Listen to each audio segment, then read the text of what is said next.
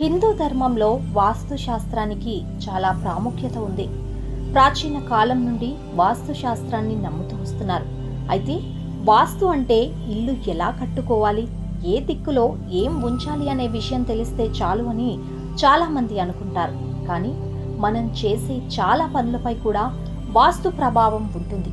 అందుకే పనులు చేసే సమయంలో జాగ్రత్తగా ఉండాలి. ముఖ్యంగా స్త్రీలు స్నానం చేసిన తర్వాత కొన్ని తప్పులు చేయకూడదట.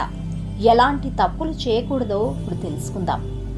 చాలా మంది చేసే సాధారణ తప్పులలో ఒకటి బట్టలు ఉతకడం లేదా స్నానం చేసిన తర్వాత బకెట్లో మురికి నీటిని వదిలేయడం. ఇలా చేయడం వల్ల ఇంట్లోకి చెడు శక్తులు ప్రవేశిస్తాయి. ఇది ఇంటిలోని ప్రశాంతత, ఆనందాన్ని దెబ్బతీస్తుంది. స్నానం చేసిన వెంటనే గోళ్ల కట్టర్, రేజర్ లేదా బ్లేడ్ల వంటి పదునైన వస్తువులను ఎప్పుడూ ఉపయోగించకూడదు. ఇది మీ జీవితంలోకి ప్రతికూల శక్తిని ఆకర్షిస్తుంది. ఇది అవసరం లేని ఇబ్బందులు, ఒత్తిడికి కారణం కావచ్చు. బాత్రూంలో ఖాళీ బకెట్ ఉంచడం అశుభం. బకెట్ లేదా టబ్లో ఎల్లప్పుడూ నీరు నింపి ఉంచాలి. అలా చేయడం సాధ్యం కాకపోతే బకెట్ను తలక్రిందులుగా ఉంచండి.